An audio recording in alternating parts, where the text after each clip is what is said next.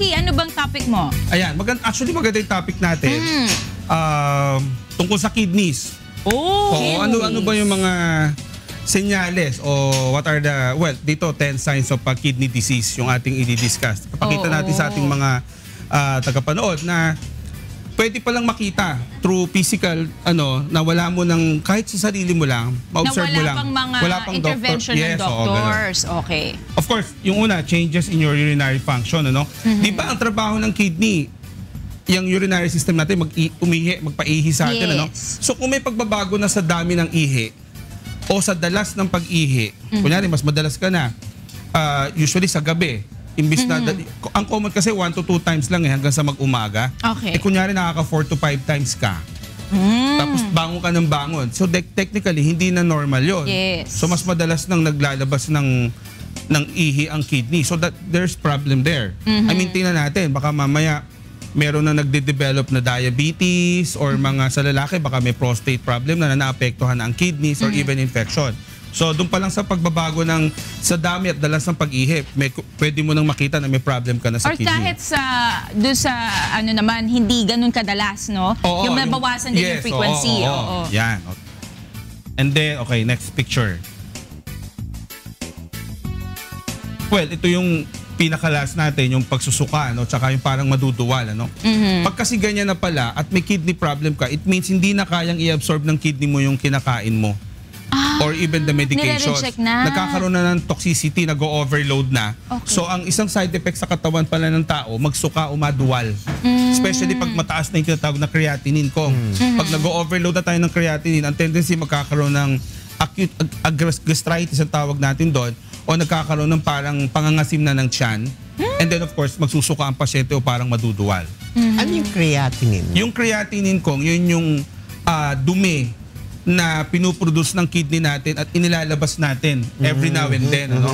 So basically, dapat mailabas natin yung creatinine na yan dahil nanggagaling yun sa dugo. Ang dugo kasi umiikot sa katawan, di ba? Pag daan sa kidney niyan, sasalain ng kidney, filter. Yes. Yung ipifilter niyang dumi, yung creatinine, dapat may certain amount siya na nai-release natin every day. Pag hindi mo na-release yan, mag-overload. Ayun na nga, isa sa mga makikita mo magsusuka o parang naduduwal yung pasyente. Other pictures yan. Of course, shortness of breath, nahihirapang huminga o parang kapos huminga o sa paghinga kasi nagkakaroon ng overload ng fluid. Pag hindi nagre-release ng fluid ang kidney natin, siyempre maghahanap ng lulugaran yung tubig or yung mga waste products. So technically, pupunta sa baga. Ang pasyente hirap ngayong huminga. Pag in-x-ray mo, parang may tubig, parang cloudy. Dahil hindi lang makaihi. Ngayon, yung iba, ang ginagawa natin dyan, especially kung mataas na rin ang blood pressure, mabanggit ko lang, pinapaihi natin mabilisan para ma-relieve siya sa paghinga. Kasi importante siyempre paghinga, delikadong kinakapos ka. Yung ibang pasyente hindi makahiga, nalulunod, bumabangon, natutulog, nakaupo na lang kasi punong-puno ng tubig yung baga. Because of kidney problem. Okay. Of course, blood in the urine, very, very good example.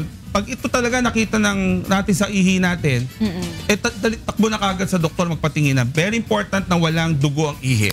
Pag may dugo ang ihi, maraming problema. Baka dun mismo sa kidney may gumagasgas na bato doon o bara o may tumubong bukol doon o kung ano pa man na nahahadhad yung daanan. Yung lining ng daanan ng ihi, nagkakaroon ng pagtagas ng bleeding. Kasi nagagasgas yung ugat magdudugo ngayon yan. So technically, pag may dugo ang urine, go to the nearest doctor pa check up natin tayo. Emergency na yun. Yes, emergency na yan. Foamy urine, yung parang nagka-cloudy, parang bumubula. Oo. Sign pala yan ng leakage ng protina. May protein leak. Oo. So, dapat kasi yung protina, kagaya ng asukal, pag umihi tayo, hindi dapat lumalabas yun. Dapat nasasala pala ng kidney, ibinabalik sa katawan natin. Kasi importante yun Yes. Pero pag overload ka na ng protein, o kaya nasira yung panala ng kidney mo, nagli-leak out yung protein. Pag nag-leak ang protein natin, it's either overload ka na ng protina o kaya talaga hindi na masala ng kidney mo yung protein. It's a sign of kidney problem also. Baka mataas na rin ang creatinine. At saka yung foamy urine, hindi naman protina lang. Mga waste products natin yan sa katawan, mga toxins yan na nagiging bula pag iniihi lang natin. So pag meron na yan, ibig sabihin overload ka talaga. O overload ka ng ganung bagay. Of course, pamamanas o pamamaga, swelling or edema, So nakikita natin nagsisimula yan sa paa. Magmamanas muna yung paa, tapos yung legs, yung ito tapos hita, kung minsan lumalakihan siya, nagkakatubig ang baga, so dire-diretso.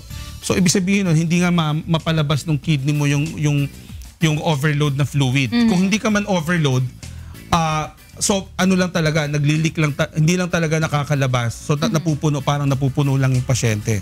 So yung manas, isang bad sign din ng kidney disease yan. Meron pa ba? Ayan, extreme fatigue.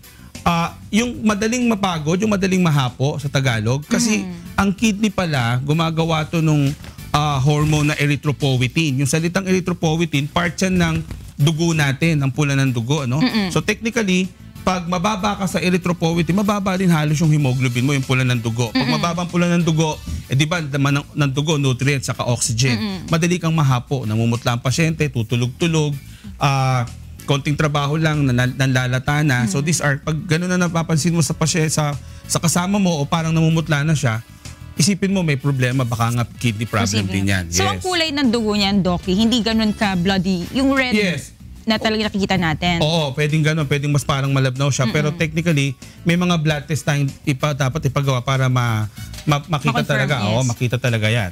So kasama dun sa anemia, dun sa pagbaba ng pula ng dugo, syempre, nahihilo, tapos hindi ka makakonsentrate kasi nga wala kang good blood flow, especially sa brain. Pag mababa na kasi ang blood supply natin, siyempre konti ang nagsusupply sa lahat ng parte ng katawan, especially sa brain, sa heart, sa lungs, sa extremities natin, nanlalamig yan. Mismo mamaya, pakita natin yung picture.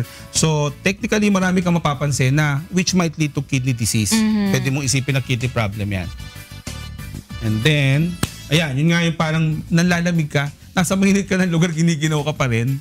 Oo, sign of kidney disease din yan. Of course, titignan mo ibang bagay, pero kasi nga pinag-uusapan natin ngayon yung size of kidney problem. So, isa sa mga pwedeng palatandaan yung madali kang ginawin. And then, rashes. Kasi yung rashes pala, pag sa kidneys ang cause, yung rashes, hindi siya simpleng dermatological problem na parang skin rash lang at dermatitis lang. Pwedeng yung pala yung mga toxins mo, yung lason, yung dumi, nagiging parang pula-pula. Oo, lumalabas sa sakit sa skin. So nagiging parang makati yung balat. Meron bang areas, Doc Bong, na mas madalas labasan ng mga skin rashes kapag kidney-related? Well, kamukha niya, pinakita niya sa braso, pero technically, dun sa mga areas na madaling mamawis. Armpit, singit natin, sa may bandang puwitan.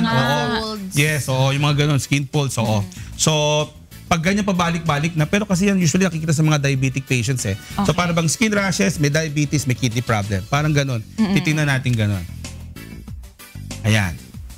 So I think yun na yung mga, yung kanina kasi nahuli na yung nausea and vomiting, napakita na natin. So ito, pinapakita natin sa ating mga televiewers na of course, meron dapat na consult sa doktor, pero sa sarili mo, pag nakikita mo may changes ka na o sa mga kasambahay natin, kasama sa bahay, sa family, huwag ipagbolang bahala. Patingnan ka agad kasi these are changes na hindi common, hindi pangkaraniwan. Pero kung biglang nawawala naman, nag-improve. Pero once na bumalik, mas lalong dapat na tingnan natin mabuti. Baka nga mamaya kidney problem. Kung napaka-importante ng kidney. Kidney ba yung binibenta nila sa black market? Yes. Oo, mapag-usapan natin. Oo. Usong-uso dati yan, pero nowadays mukhang wala na yata masyadong balita tungkol doon. Di ba nakakamatay yun? Nag-donate ka ng body part? Hindi, meron ka naman dalawa eh. Oo, may isa pa. Kung properly na properly na tinanggal at meron kang mga gamot na ibibigay. So kung baga hindi hawsyaw o hindi masama yung pagkakatanggal, hindi naman delikado. Pero kunyari right then and there, surgically tinanggal yan, talagang pwedeng madisgrasya. Pero tama kung dalawa naman yung kidneys Kung in good faith ka naman at kailangan talaga ng gallbladder, isa lang, no? Yes, yung abdo natin isa lang. Pero kidneys dalawa. Pero kaya ginawan dalawa yan kasi kailangan talaga dalawa yan. Yes, kasi yung sinasabi nila. Oo. Although parang reserve lang kung sakali masira man yung isa, pero technically ginawa talaga ng Diyos na talagang dalawa. Yes. Okay. Thank you, Doc. Maraming salamat, You're the Doc. lucky day. Thank you so much.